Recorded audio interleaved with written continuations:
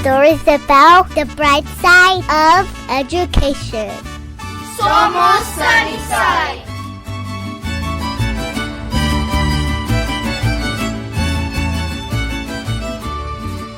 Hello, everyone. Welcome to another episode of Somos Sunnyside. I'm Jose Gastelum, the proud superintendent of the Sunnyside Unified School District, and another special guest today. Our guest today is Mr. Art Ortega. So, Mr. Ortega, welcome. Thanks for being on the show. And so, just a couple things. Let's get started by explaining to our listeners what you do here in Sunnyside.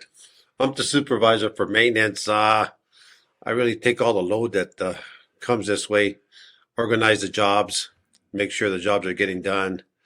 I take most of the complaints, like I said, so we can get the jobs done. Try to make it run smoothly every day. There's not many complaints, is there? No, not that we hear of. So you make sure you take control of all of that, right? So Yeah. you're the one they complain to. You're the one that they give you the wish list, right? In Yes. terms of how you take care of all our schools. And I think Mr. Ortega is being super humble here. He does his workload is just massive. I mean, to be responsible for 21 schools, district office, and they just do an amazing job. And we're glad to have him, as a leader in our maintenance department. I think Mr. Ortega and he'll share this with you. He's come up the ranks. He's been with the district for a long time. So talk a little bit about how long you've been with the district. What are the different, jobs you've had in the district, and how did you come to land this job? Yeah, I was a contractor back out there in the real world first, and I came in the district in 208. 208, 2008, and then I started in maintenance just as a carpenter specialist. I came in as a carpenter specialist. Came in doing remodel jobs like this, Los Amigos and stuff like that. Then I started coming up the ranks little by little. Took a little while because I just have to work as a group, as a family, really. The people here have to trust each other, learning experience. I came in here not knowing everything, but I do know enough that we can take care of the school district, make it a place that we can all enjoy and live. And I appreciate that. Every time I have discussions with Mr. Ortega, there's a job, there's no job he can't do. We truly appreciate his skill set because, obviously in the long run, it saves the district a lot of money in terms of funds, in terms of budget, when we can take care of those things in-house, The other piece I really appreciate, Mr. Ortega, is you always put our community first. You always put our students first, and you're more than happy to entertain those conversations with our school sites when they're in need of certain projects, or if they're in need of certain repairs that need to be done. And you're right. As you mentioned, we want, our schools to be a place where, our staff and employees come, our teachers come, our students come, and they feel comfortable. They feel like it's a clean place, like it's a safe place, and they enjoy the extra touches we put on our facilities. So, talk to a little bit about, I hear you're a Sunnyside grad. What year did you graduate? You've been a community member here at Sunnyside for a long time. You have your family's from Sunnyside. So talk a little bit about that to us. Yeah, Mom graduated from Sunnyside High School, and I went to Liberty Elementary, the old Liberty. Used to have a hill on the side that we used to play with and get all dirty and then go home and get spanked. But anyways, I went to Liberty. Then I ended up at Apollo, and to Sunnyside High School. We didn't have Desert View at the time because I graduated in 1978. Was the time I graduated. So it's been a while, and it's funny because I worked on the outside. When I came in here, I didn't realize how demanding the work was here. Really, how hard it is for the community to please everybody. It's kind of hard because everybody expects for you to jump, but you got to figure things out as a team. Like I said, we have to work as a team. Starting from Mr. Costello first, we have to look at the whole picture before we decide what to do and stuff like that. So awesome. In terms of, I love that you keep talking about this piece of building culture, a team approach. Nobody in this business can do it themselves, right? And so, anytime you work for a school district, anytime you are serving the need of students in the community, it takes that approach of a team because we have different resources and we rely on different people. You know, the other thing I really appreciate that I hear, and you hear it from your coworkers, is how you've taken on that leadership role to train a lot of individuals, to teach a lot of individuals, you know, the different duties of the job. You know, you mentioned earlier that, you know, you were in the private sector as a contractor, and everybody knows that when you're a building contractor, there's a lot more money to be made, you know, and so, you know, I've always wondered, like, God, he can make so much money doing a lot of other things, you know, and we've had brief snippets of conversations, but you know, I'd like you to tell our listeners, like, why you've chosen to remain in the district, why you've chosen to serve this district rather than you know, going out and making the money that's out there. In terms, there's a demand for just skilled workers, right? When it comes to construction, no matter if you're a carpenter, if you're a bricklayer, if you're a concrete finisher, electrician, I mean, Yes.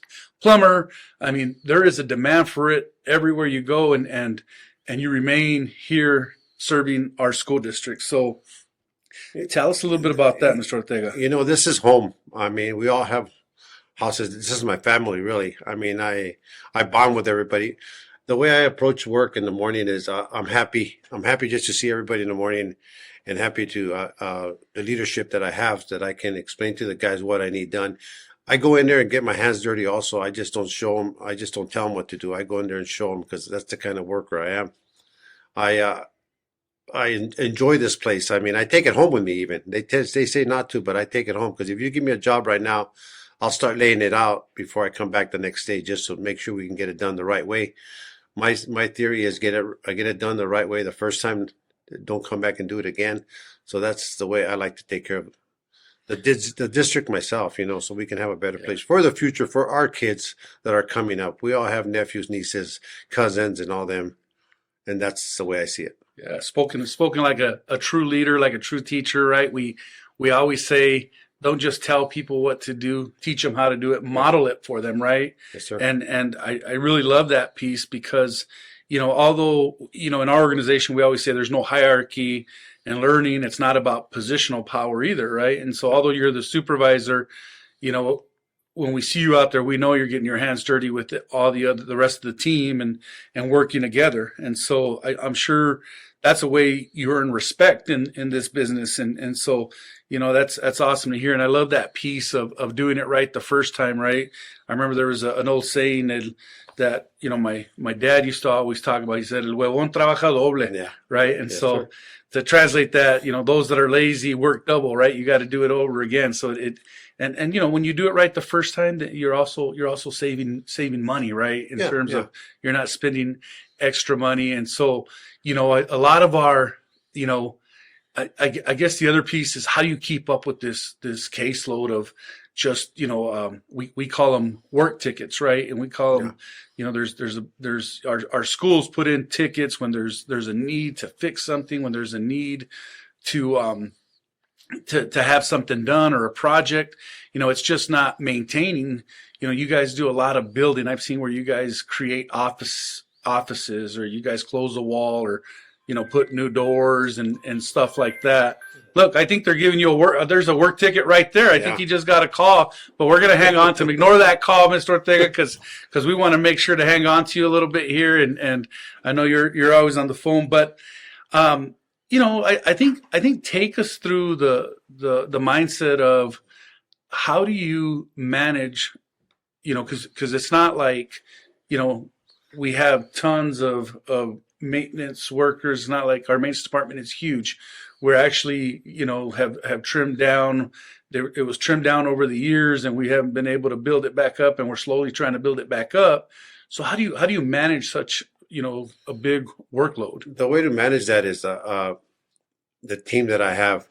They respect me, because I showed them that I can do the work with them. I'm not one of those bosses that's going to tell them, like I said earlier. I get in there and get dirty, so they respect that kind of worker. And that's the only way I can get them to understand that, hey, we're doing it together. We're a team. I can't do it individual.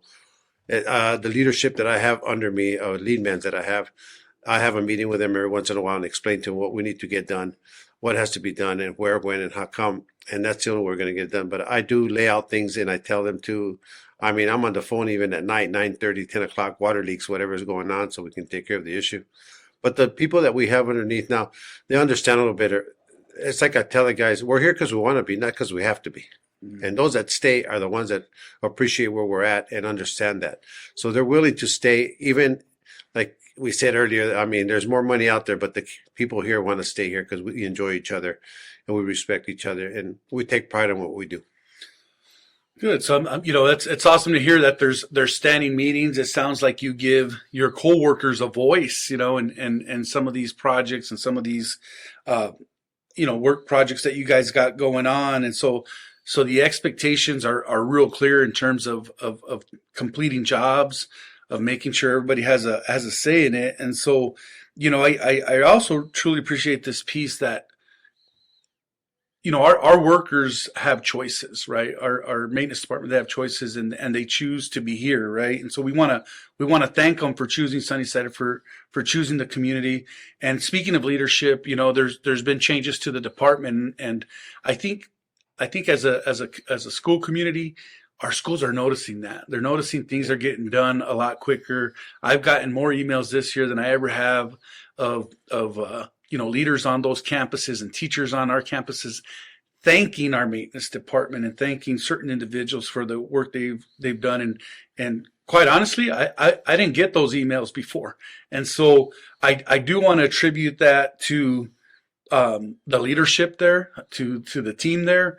Dr. Abel Morado is now our chief of operations officer, and he joined the team as well, and you moving into being the maintenance supervisor, and we've also added some additional individuals into some lead positions. And so I think the dynamics of what you talked about earlier of team first and building culture in that department is really showing, and it's always nice to hear there's a deep appreciation for what's going on in the schools, because you're right. You mentioned earlier, it's a lot of this work takes place behind the scenes, right? Yes. I mean, we do this work because we don't want to interrupt the school day. We do this work behind the scenes so it's ready for the next day. And sometimes that means getting called out at all hours of the day. And if there's a, broken water line, if there's a plumbing issue, if the power goes out.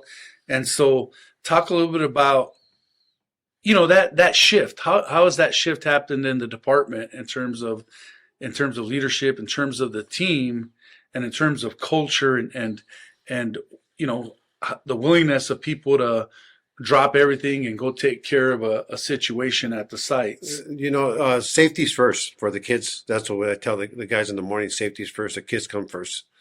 But first of all, I'd like to thank you for being such a good leader. So from there, it trickles down to us. We appreciate everything you do first of all. But the guys are willing to come out because you need a good leader on top to appreciate what we do, and you understand where we're coming from. And that's where the guys, we can talk, and there's nothing bad said about nobody out there. They appreciate everything we do. But these guys, I can call them any time of the day, even for a little input, and they're willing to come out anytime and help out. You can see us in emergencies, always out here. I mean, no matter what time it is, rain or shine, we have to take care of issues. But again, boss, I have to thank you for that leadership, that the people we have under you, that makes us a better person, and we can appreciate working here at this district a lot better than when. Oh, you guys are doing all the work. I'm gonna have to come out and help you guys, and I have to go get my hands dirty with you guys. I'm gonna have to come in the jeans and the botas one day and go help you guys and to see exactly what you guys do, right, and appreciate it even more. And so we definitely don't take that lightly at all. And so, one of the things that's exciting is, obviously it's been out there that we passed our overrides, right? We had an M&O override and we had a capital override that we successfully passed here in this past November.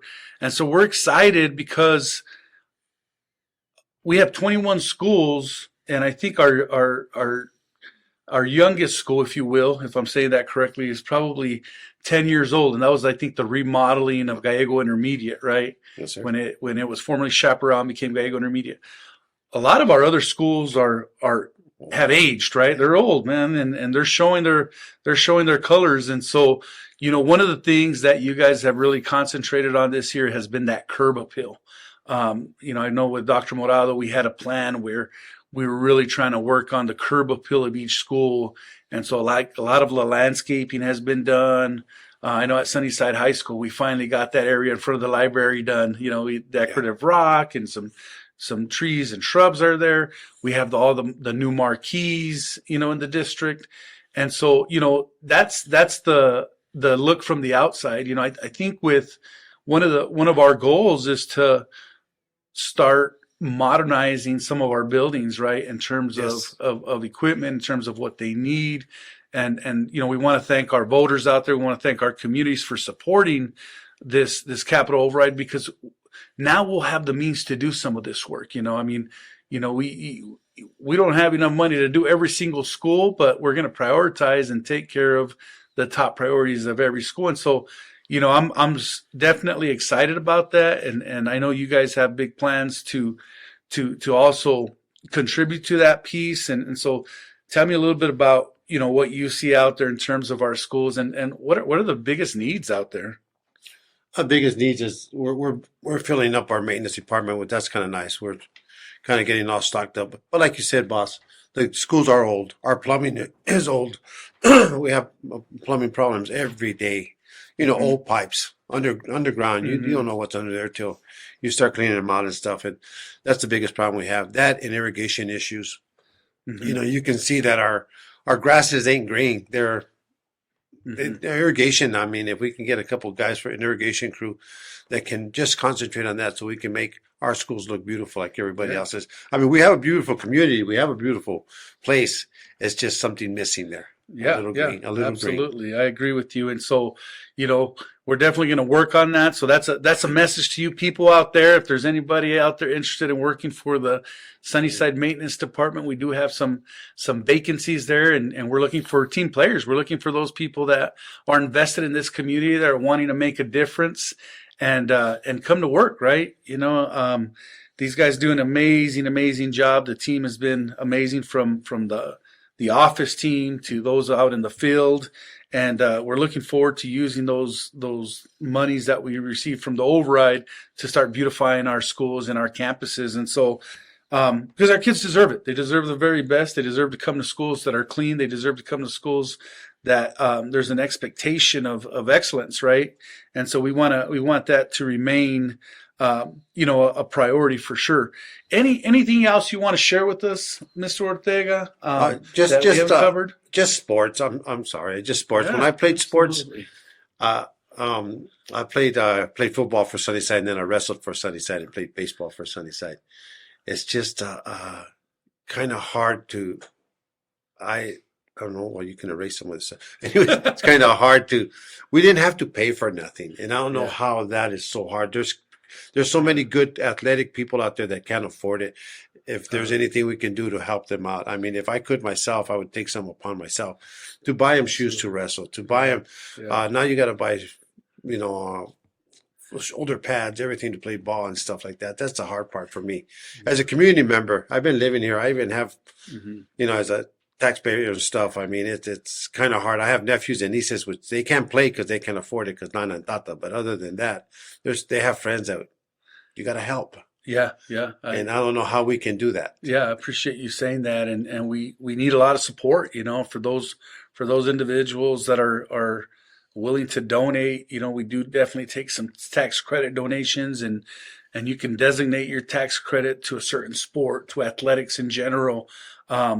It's unfortunate that we do have to charge participation fees because there's just a lot to pay for. But, one thing I will say is we work with families. There's nobody should be denied an opportunity not to participate in a sport because of a financial situation.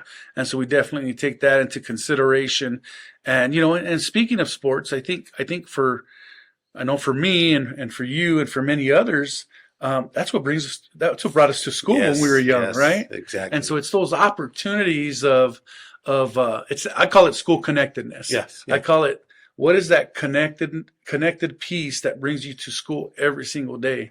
And for some kids, it's athletics, and for others, it's band, it's music, it's mariachi, it's dance, it's cheer. Yeah. You know, there's different things that bring you to school. In some cases, it's just a remarkable teacher, right? Yes, exactly. A counselor, a librarian. And so, you know, we have to help students define and identify their purpose, their passions, and so we can help them be successful. And so I appreciate you bringing that piece up because, you know, for a lot of us, you know, there was something that brought us to school every day, and that's what helped us be successful in the classroom. Not that academics weren't important, because they are important, and we know that if somebody wants to play sports, then they got to get it done in the classroom as well. If somebody wants to participate in music or dance, they got to get it done in the classroom as well. And so, yeah, I mean, I would love for us to maybe pursue something where we can raise funds to help out those individuals that are in need. And you know, we're trying as a district, and I hope this is noticeable, to provide state-of-the-art facilities, you know, in terms of athletics, in terms of like our auditoriums. You know, we're trying to invest as much as we can because our kids deserve it, right? Our kids deserve turf soccer fields, turf football fields, new gyms to play in, you know, new wrestling mats, new uniforms, you know, those types of things, new instruments.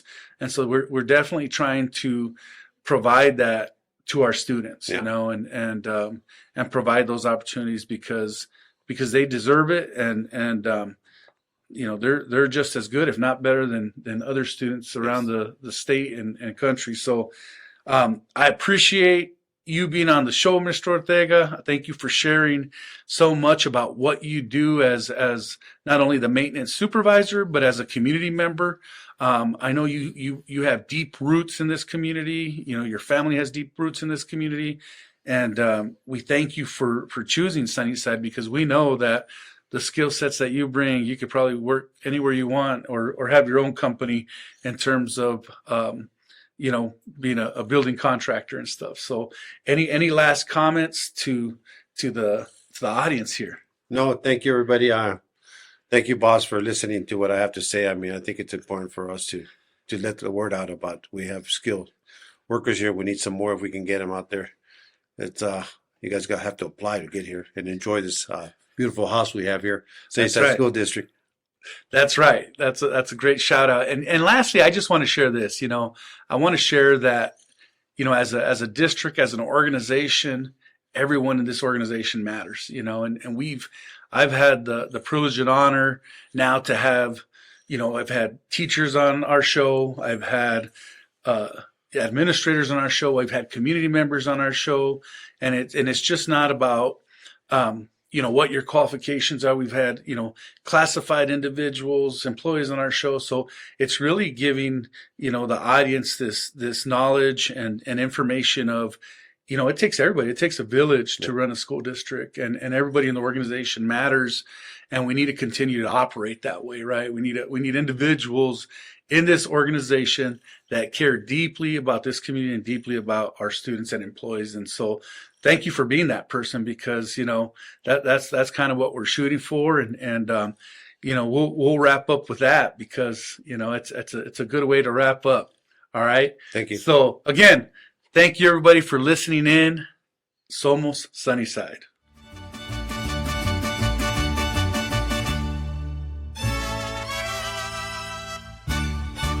Somos Sunnyside. Thank you for tuning in to another episode of Somos Sunnyside. We hope you enjoyed the conversation and found it entertaining. If you liked what you heard, don't forget to subscribe and share our podcast with la comunidad. For updates on future episodes and more, be sure to follow us on social media and visit our website at susd12.org. We appreciate your support and can't wait to have you back for the next episode. Hasta la próxima vez en Somos Sunnyside.